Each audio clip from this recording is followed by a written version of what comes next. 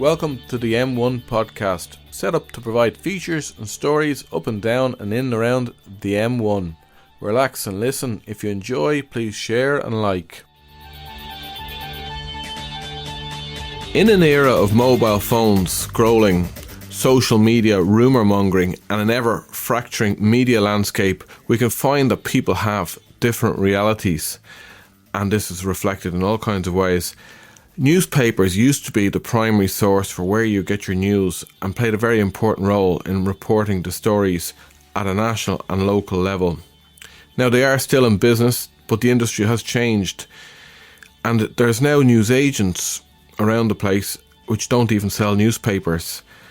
To discuss this situation, I spoke to a Dundalk resident and a Fingal resident, Gerry McDermott, Head of Communications at Fingal Council, and Laura Lynott, news correspondent at the Irish Independent, their careers in journalism, their perspectives on the future of media and print in particular. First, let's hear Gerry.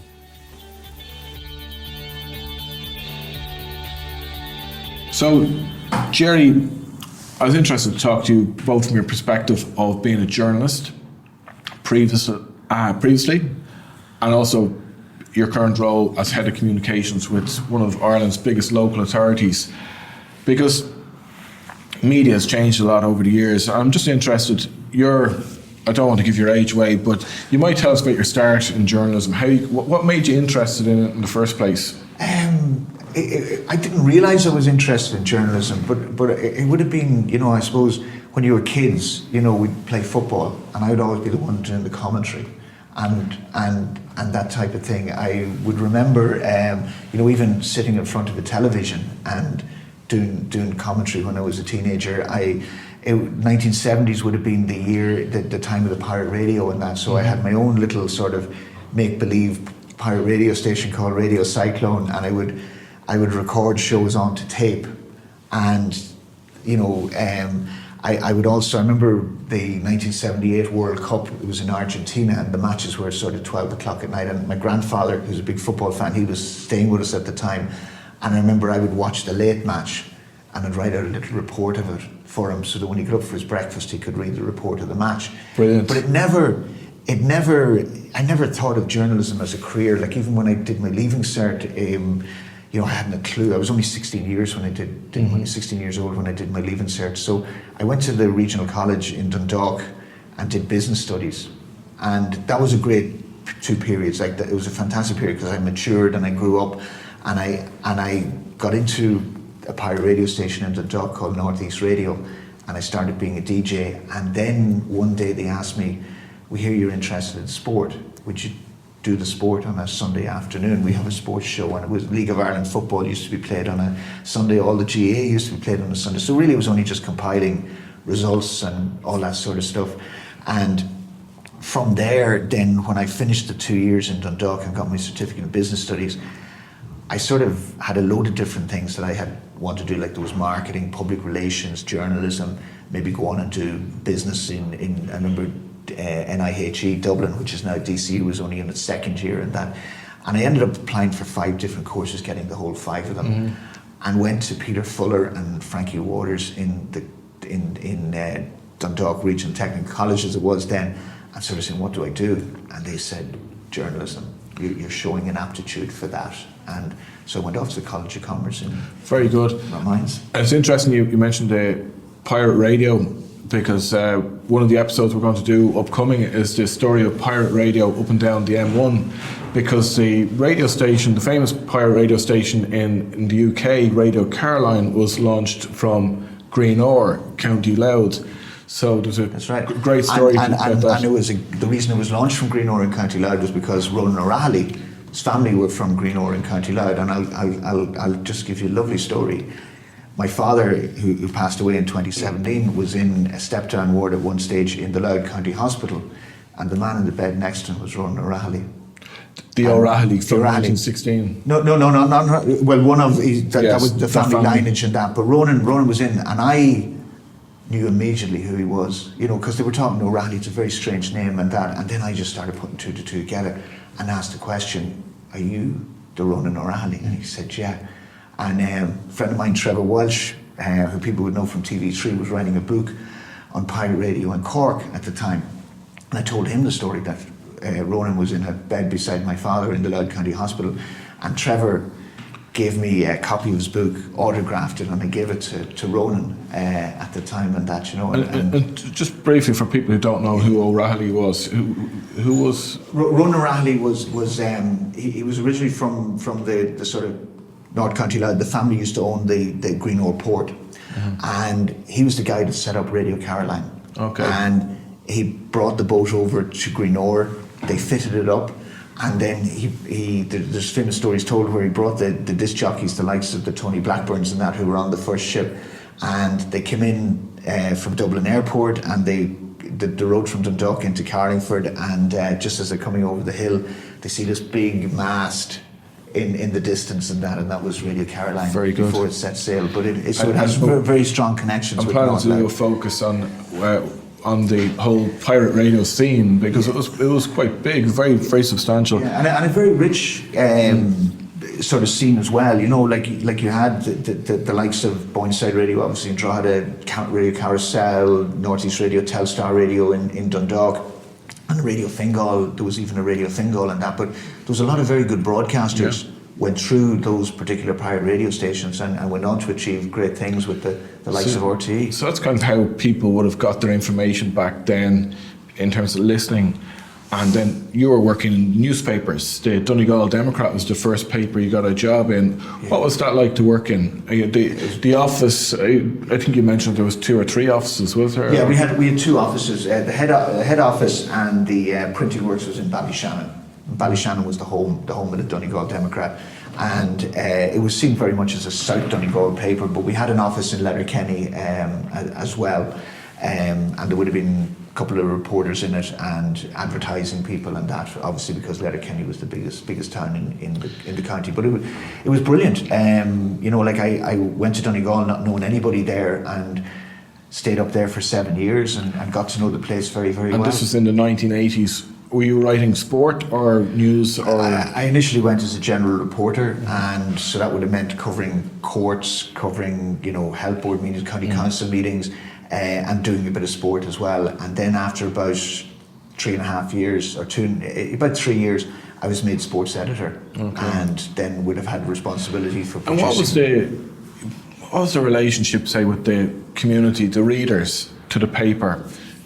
How many people would have bought it, or, you know, would people talk to you about the paper, and just to give people a flavour of what it was like, I suppose. The excitement. The Democrat was the paper. Like, we sold 19,000 copies a week. We were the biggest selling newspaper in Donegal, and very much synonymous with Donegal. And you know, like it again in terms of our sports coverage and that, like people's view on a match, like, you know, the match would take place on a Sunday. The paper doesn't come out until Thursday, but people hadn't made up their minds on things until they saw the Democrat on the Thursday. You know, Brilliant. And that was a day, like, you know, like even there would have been a little bit of pirate radio, Donegal community radio, and that, but the local newspapers, and it was quite a busy market. You know, there were several newspapers circulating in the area, like the Derry Journal, the Donegal News, and the Donegal People's Press. There were probably 4 main papers, so there was a lot of competition there. But the excitement, yes, you would see people, you know, on a Thursday when the paper landed, going in and coming out of the shops at Democrat, and also with the emigrant community as well. Like, I remember a friend of mine was over working in Boston for the summer, and like they were on the site, and they would send a lad down to the local shop that stocked the Irish papers to get all 4 local papers, and then he'd come back and they'd stop working while they all went through all the papers and read them from cover to cover. So then you were there for 7 years, and then you ended up working with the Evening Press newspaper, which is a national newspaper, and the Star and the Irish Independent. And also LMFM. I would have come back from Donegal to LMFM when LMFM started up in September 1989. That was the start of commercial radio. We had applied for a licence with the Donegal Democrat, but we didn't get it. And then one day I got a phone call from Gavin Duffy and asked me to come down. He wanted to talk to me. That's Dragon's Den, Gavin That's Duffy. That's Gavin Duffy, right, and the Weavers and everything, well known in this area.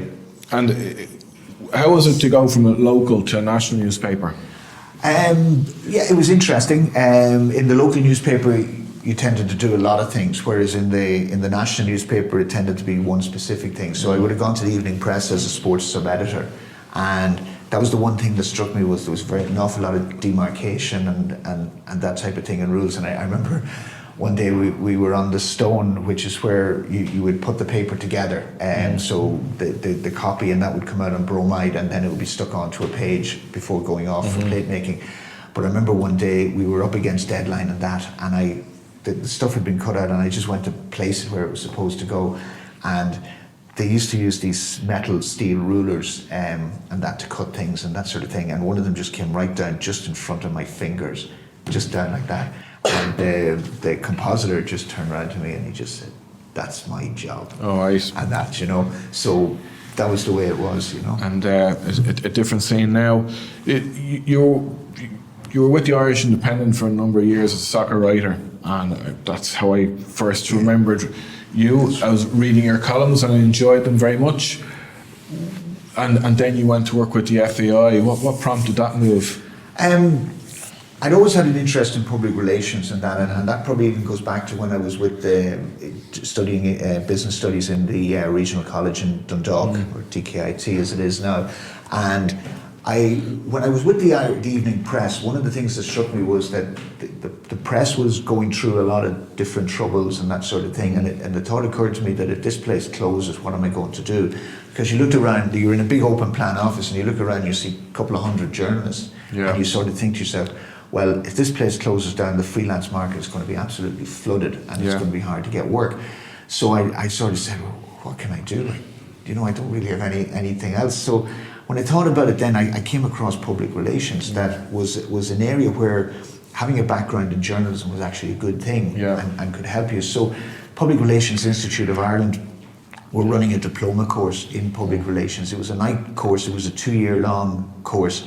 So I went and did that, and when I got into that, I just loved it. It just came very naturally to me, and I ended up being named as getting first class honours and being named as best student in the whole of Ireland and that. So that got me going. But then the journalism career took off, so I rode with that.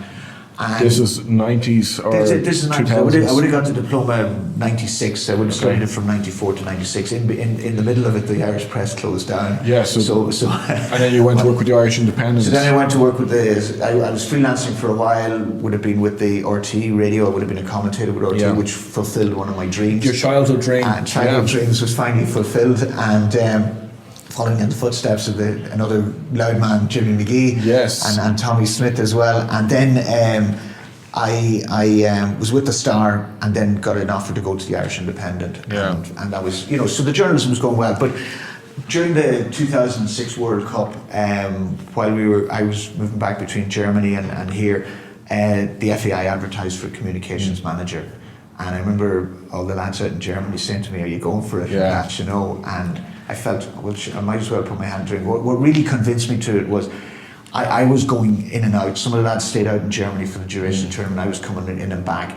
And when I was back in, the FAI did a launch of their women's football strategy, and I went along to it. And I thought it was a disaster. I was the only reporter at it.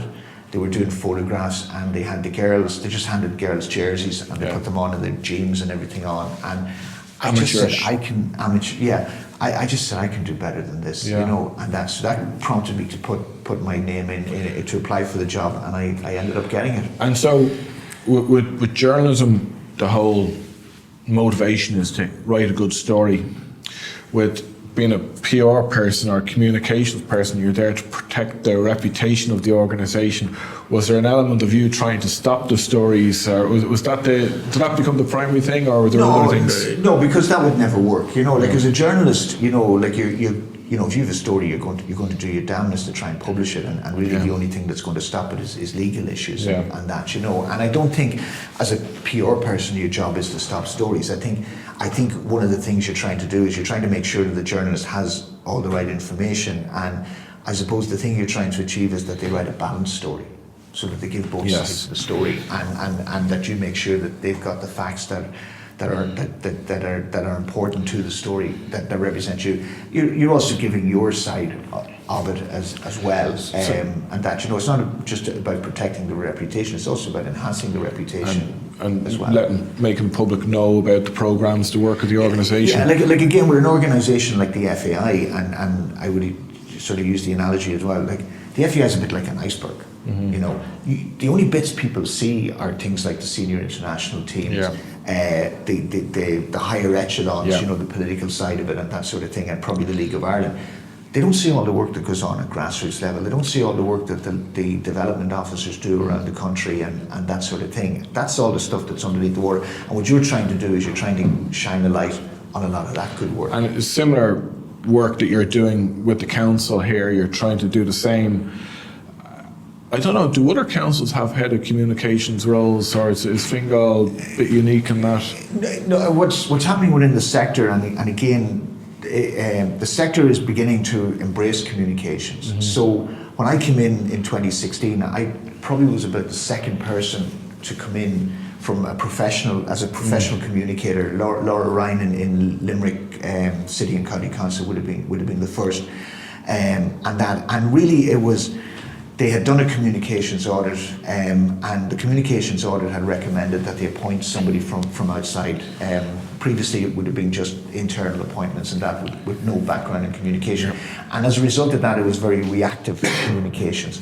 So, when I came in, what we were trying to do was we were trying to become proactive in terms of communications. And what's happened then is that other councils now are starting to appoint communications officers and that. So, in Meath County Council, they've appointed a communications officer a few years ago, and they're starting to grow their communications team. Very good. Fingal would probably be a little bit unique in that we have a big team.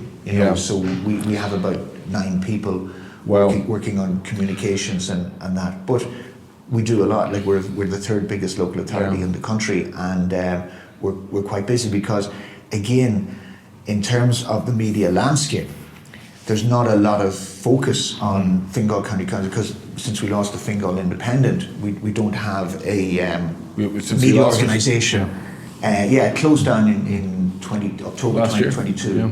It's actually gone nearly a year and a half now at this stage, So there was nobody, like there are publications that come in, but they're covering other parts of Dublin and that. So what that's meant from a communications point of view is that our own communications is very important because it's very important that we let the community of Fingal know what we're doing.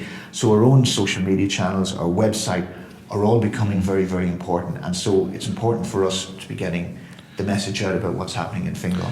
So we were talking there earlier about the Donegal Democrat, which had a circulation 19,000 a week. I'm not sure what it is today, but it was obviously a key resource for the community in terms of knowing what was going on in the county.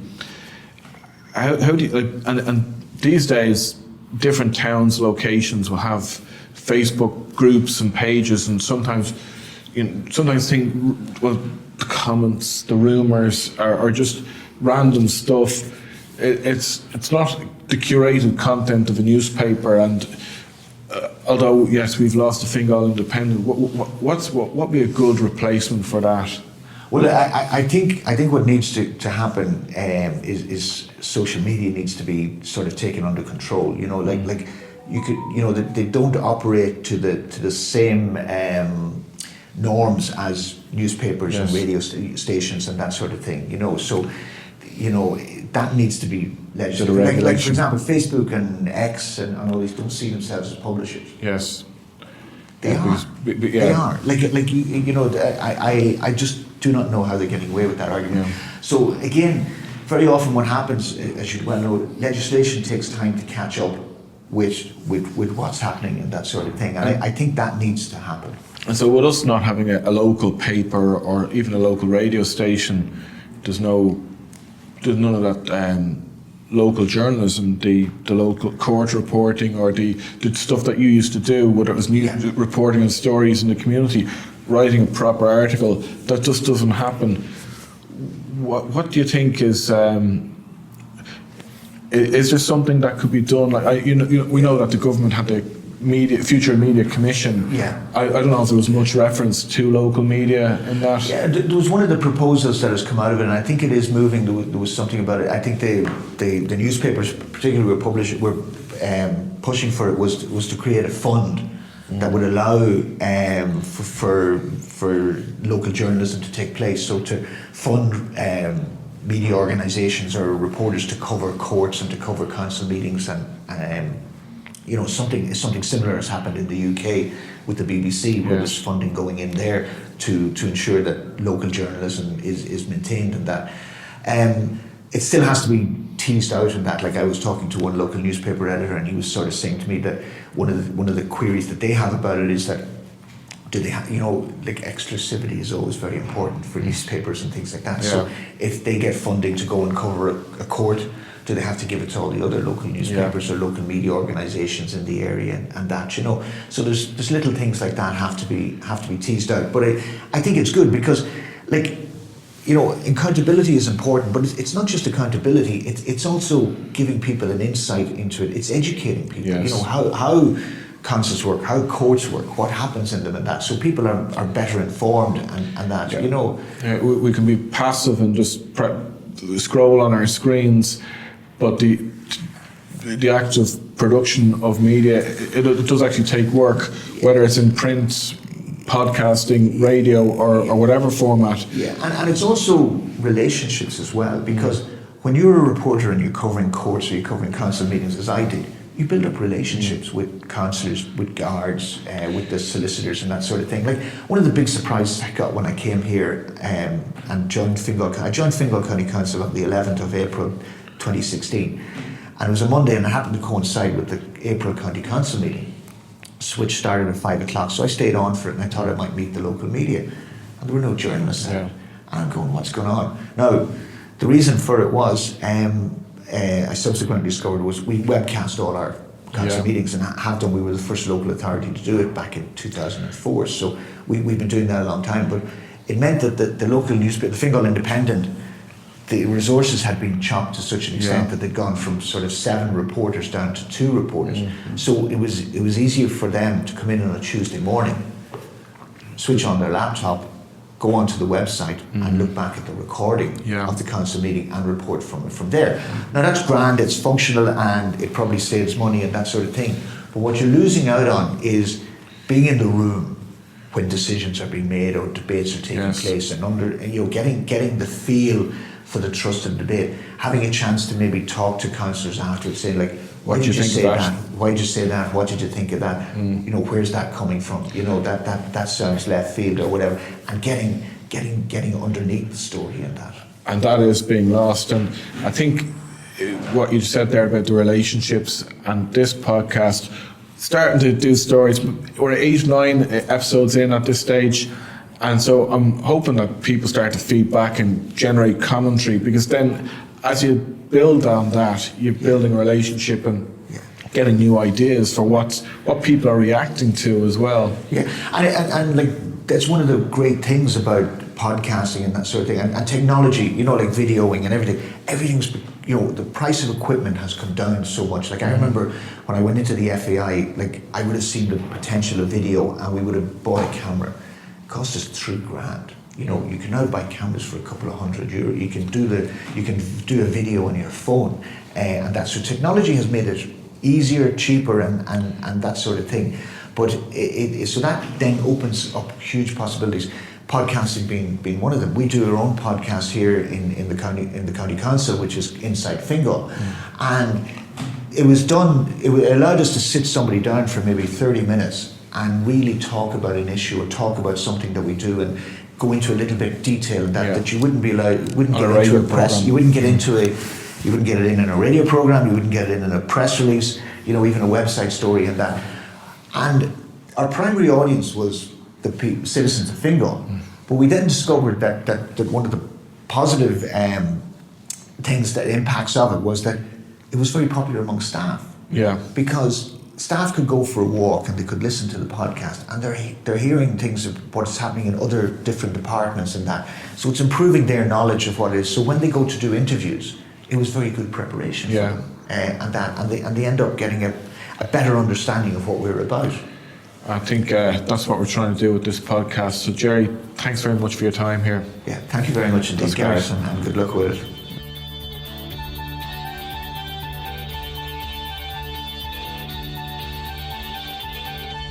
So you may remember Jimmy Rabbit from The Commitments, role-playing himself as a guest on the Terry Wogan programme. Well, Gerry, he developed his reporting skills through commentating on his and his childhood friends' playtime. That's a really lovely memory to have, and a nice image for his colleagues in Fingal Council and his previous colleagues in the Irish Independent and elsewhere. Now, Laura Lynott, she got her start on the Salford Advertiser and subsequently worked with the Derry Journal, and is now an experienced reporter, has covered many of the big issues for the Irish Independent. Laura, you're a journalist for how many years? 20 years this year. That's quite a while. Yeah. That's a nice anniversary, 20 years too. Thank you. Do I get a present? I won't give you a present, but hey, I got you the coffee. So hey, cheers. We are where we are. I liked reading my newspapers, and my wife, we went away for a weekend last year. We were on the metro in Barcelona, and I was there on the metro reading my newspapers, and she made a remark that it was like I was from a different era because everyone else was looking at their phones. How do you perceive the change in people's media habits? Yeah, well, it's people getting up in the morning, going on the phone, seeing what's on the news websites, and then throughout the day. But that's kind of depending on age, because that's people in their probably mid-30s, 40s, 50s up. Then the younger generation are getting up in the morning, going on the phone straight away and going on TikTok for the news. Yes. And the news might not necessarily be true on TikTok. Do people perceive that they get their news from social media? Do people say, "Oh, I get my news from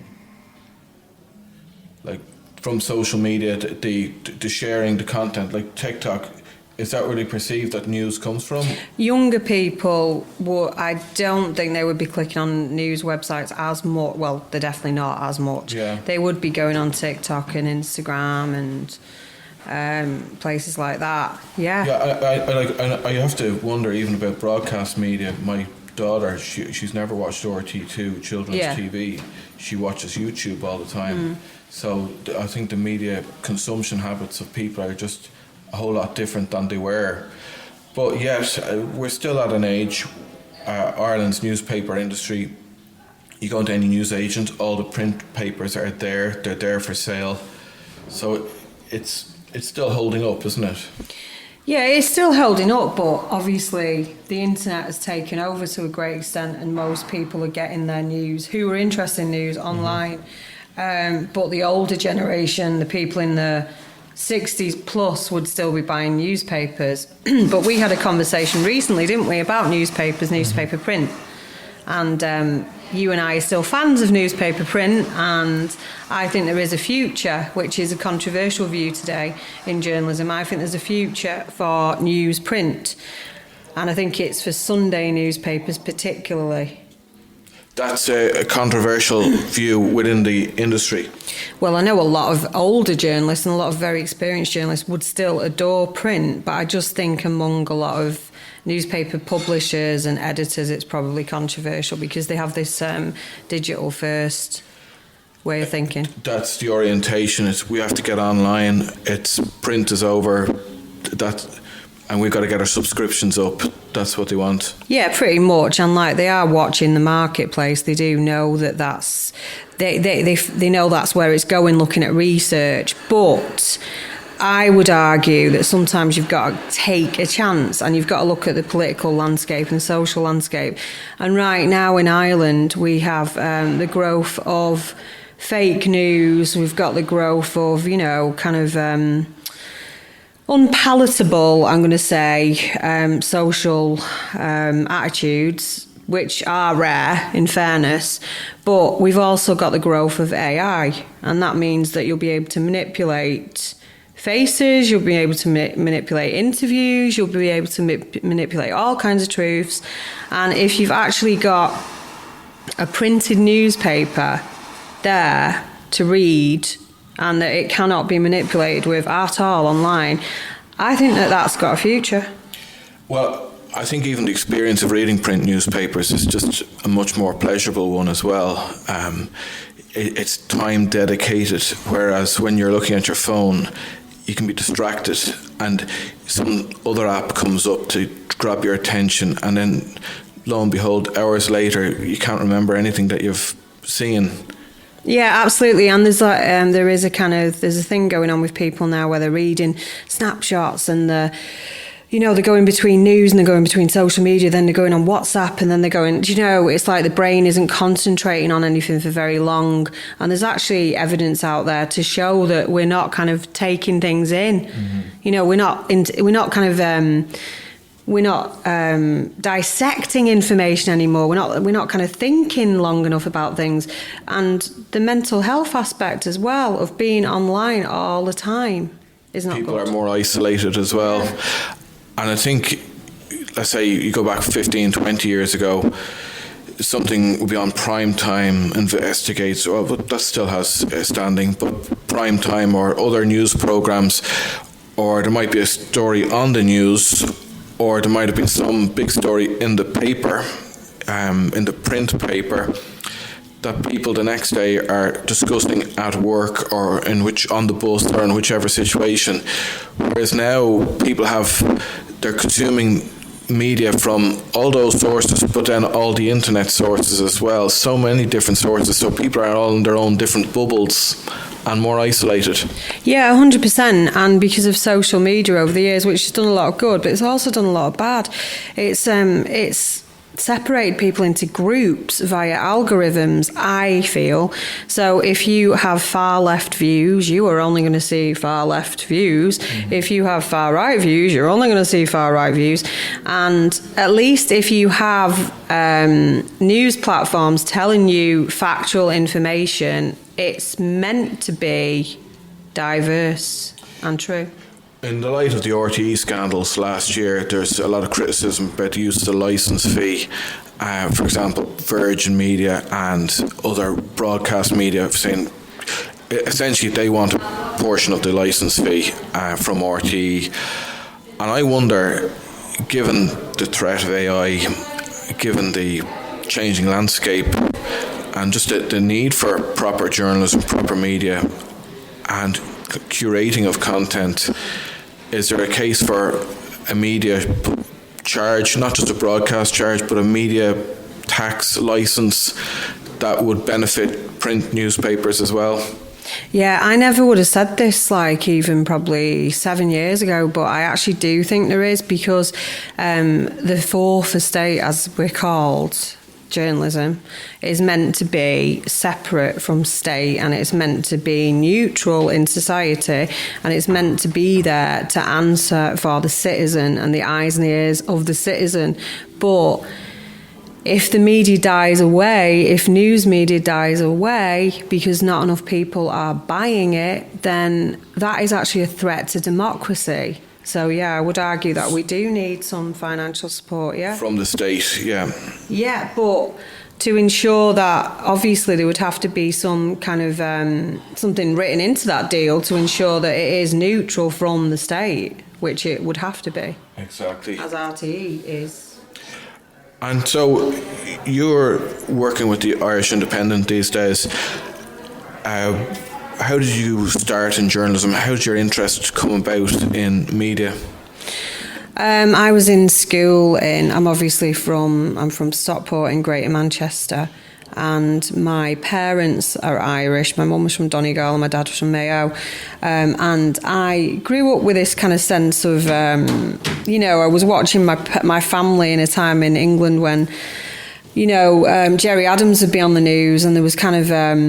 and his voice was getting blocked out, and there was a bit of anti-Irish sentiment going on in society, and there was things going on like the miners' strike, and there was the big issues. Yeah, there was massive issues going on at the time, social issues, a lot of unemployment, and I came from a poorer background, and I saw a lot of injustices from a young age, and I just thought it was something where I could change things, and I was a good writer, like I was an A student, and I couldn't add up.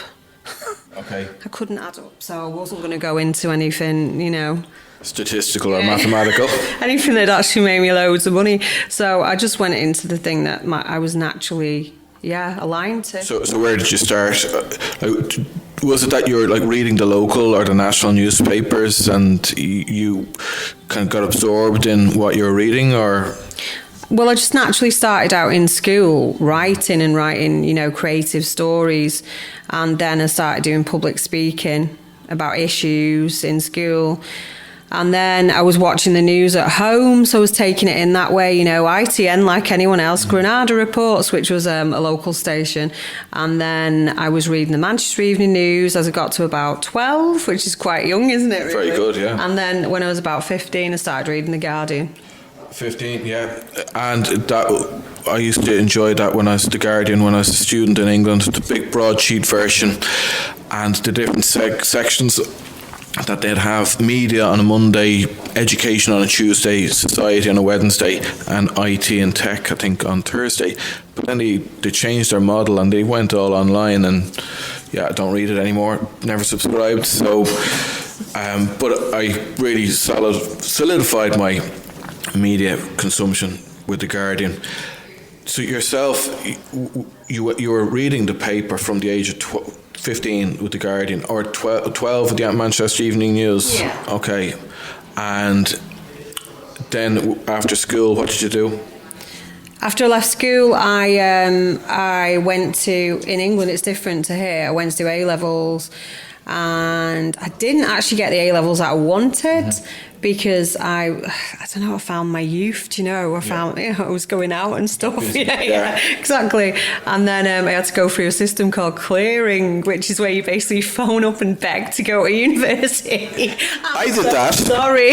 I did that.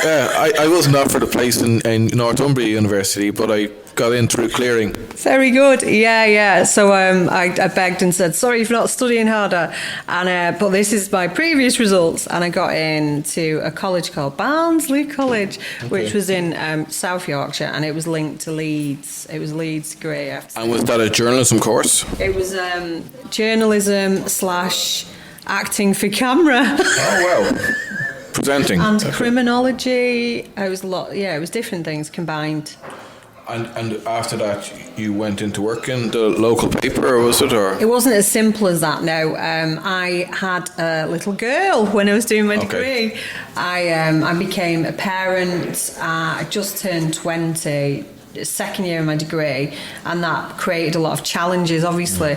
But the best, if she's listening, the best gift that ever came into my life, obviously. And it actually, becoming a mother, and I ended up becoming a lone parent then, because we were very young, and it really motivated me to get into journalism. Really, really, really did. And so how did you do it? Yes, I'll get to that part now. I got out of college, I got a good degree, and then I found I couldn't get a job that would pay. So I went away and did another post-grad course called the National Council for the Training of Journalism in England, NCTJ, in Sheffield for 6 months. I learned shorthand. Do you remember that? Very good. Yeah, that's my dad. I used to see his notebooks all over the place. Couldn't read them, but that's the idea. Journalistic hieroglyphics, and I learned shorthand, more politics, more law. I got top grades, and then eventually, after another year, so you go in 2 years after leaving college, don't give up, kids, I got a job with the Salford Advertiser in Greater Manchester, Lancashire. Doing local news. Greater Manchester, they'll be really annoyed. No worries. Here's that from Salford, Lancashire. Well, this is the M1 podcast in Ireland, so You're all right. Yeah, we're all right. Probably, not necessarily. And that was doing local news. Yes. And how did you come to live in Ireland and then work for the Irish papers? So I did about 2 years at the Salford Advertiser, and that's the original dirty old town. Did you know? That's right, Ewan McCall. Yeah, and so then I did 2 years there, and then my mum was talking about moving back to Ireland, and I thought, why not? Why not go? Because it was kind of... Your mum was from where? She was from Donegal. Okay. And then I got a job. I walked into the Derry Journal in Derry, obviously, next door to Donegal, and I said, can I have a job?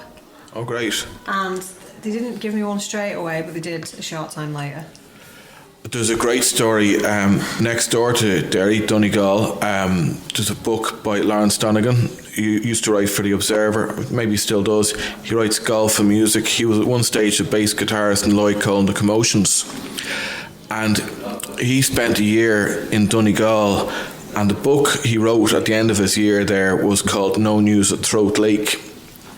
And it's the story of him going from working for The Guardian with a circulation of 400,000 a day to working for the Tyrconnell Tribune with a circulation of 2,000 a week. And he found himself begging for a job in Creaslock up in Donegal. Yeah. Yeah, that must have been interesting for him. And actually that's a particular county because they have quite a few newspapers and they're all still going. And so over the years you've covered a lot of big stories. Your name is quite prominent in the Irish Independent these days.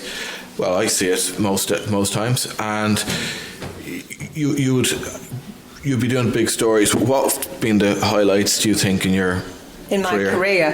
The highlights. It's been whenever I've been able to actually use my journalism to change things, and that is why I got into it at the end of the day. You can't always do that because there is a balance right now where you have to appeal to all audiences, and that's the internet. But I remember as a young reporter writing about a disabled children's facility that they were going to close down. That was actually in Manchester, and I campaigned on that and wrote about it solidly every week, and it was a real local matter, and they saved the premises. Yeah, campaigning journalism. Yeah, or like several years ago when there was some disabled kids and kids who had health issues who had the medical cards taken from them. Do you remember that? Yes. I did a fair bit on that and saved some medical cards. Or a few years ago when there was a vulture fund went into a house and there was a family of, I remember walking in, about 6 kids and 2 young parents, and they were about to get turfed out of the house because they didn't realise the vulture fund had got the house from their landlord and they didn't even know. And I went behind the scenes, kind of wrote the story, but also phoned the vulture and also phoned everyone involved and said, is there anything we can... Is there anything that can be done? And they got to stay in the property, and that was really important to me, you know. Very good.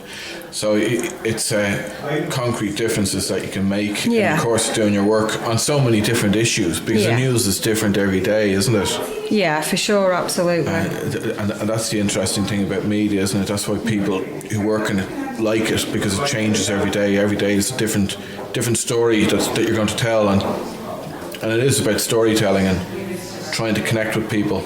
Yeah, absolutely. It's not like any other job, and I think that's why I've stayed in it for so long. It's addictive still to me, because you get up in the morning, if you were doing any other job and you'd be doing the same thing every single day, and I have massive respect for everyone who has tough jobs to do every day, but I'm naturally a writer, so I like to write different things every day. And you see young people still wanting to come into the profession?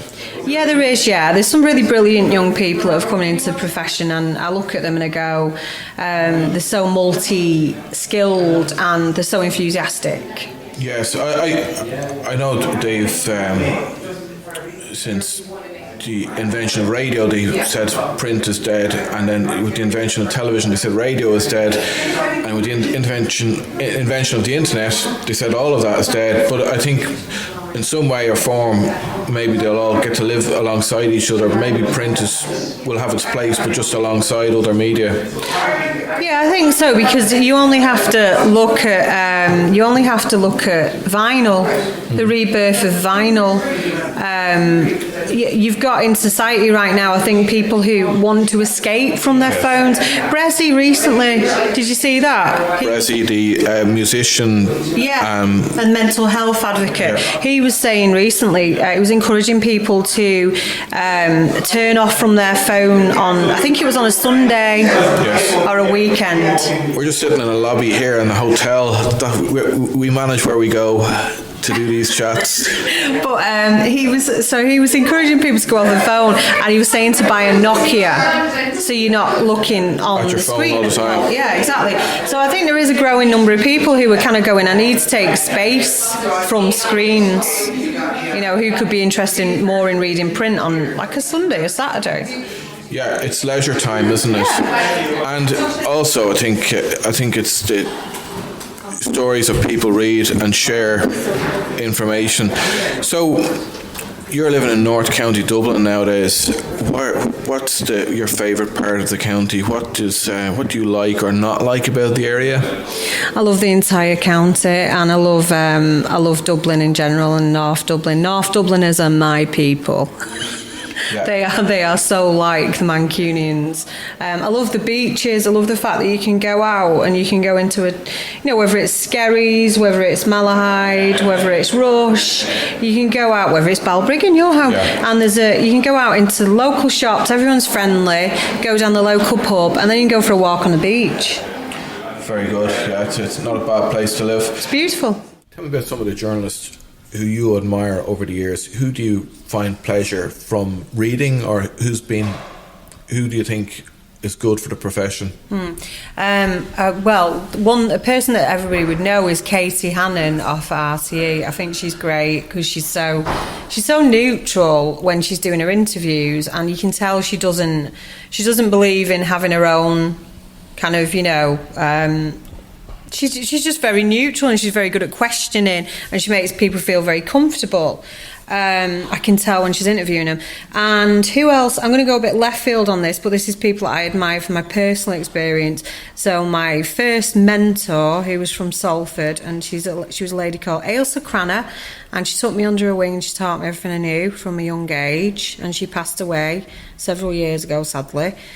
And then Bernie Mullen, who was my old news editor in the Derry Journal, who was very influential to me and taught me that I could be anything that I wanted if I really wanted it bad enough. I think you were saying about these journalists with local papers was about their depth of experience and their number of contacts, and they knew everybody in their towns, like whether it's Salford or in Derry. Yeah, absolutely. Yeah, they literally did. Yeah, they knew everything that was going on. They had all these contacts and contacts books, which is a thing that's also dying out. Actual physical paper books where you wrote down everybody's contacts, and they were able to just flick through these books, and if you wanted anyone, they would help you out. And they had in-depth knowledge of the towns that you can't really replace. So, yeah, they were pretty amazing. And then I really admire an ex-colleague and a friend, Sylvia Pownall, who is the editor of the Sunday Mirror in Ireland, who I admire because she's a very skilled journalist, a great friend, and she also did something that not many women have been able to achieve, sadly, due to I guess continuing inequality in the industry. I can't phrase it any other way. She actually became an editor, so I really admire her for that. Few enough women editors. Broke the glass ceiling. Yeah, very few. Too few. I don't know why that is. Laura, thanks very much. Thank you.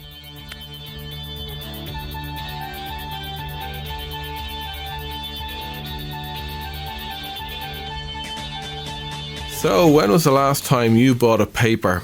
What did you take from this episode? Gerry told us the Donegal Democrat had a circulation of 19,000 a week. I wonder what it is now. My own father, he was political correspondent with the Evening Herald right up to 1996 when it had a circulation of 160,000 a day. Now they won't admit what they sell. Up to 2004, the paper, the Evening Herald, the Irish Independent and the Sunday Independent were edited, printed and distributed from its base on Middle Abbey Street. And even today, that sad abandoned building, it looks beautiful. It looks like a head office of a newspaper with its titles there. Take a moment next time you're on Abbey Street or in that environment to look at the building. Despite the move to online, Laura believes there's a future for print. Curated, edited, solid content, as she said. With the over-reliance on mobile technology and the utilisation of social media, there's the added concern of AI and what that can do in terms of manipulating truth. I agree with her, and I think there is a future for print. The income model for newspapers has collapsed, with sales dropping and advertising income lost. The future of RTE has had a lot of media attention. But will it be necessary for a public service media charge to support print journalism at a local and national level as well? In the US, there is the phenomenon of media deserts. This is where local papers, local radio stations and other media outlets have closed down. And it's now the case where there's states with billions and billions of budget and policy has been made, but nobody is reporting or asking questions. Let's hope that doesn't happen here and that we have an active media holding power to account. What do you think?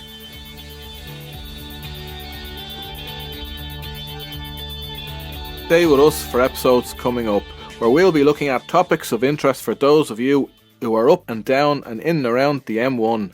I'm Garrett Mullen and this is the M1 podcast, and thank you to David West for sound and editing.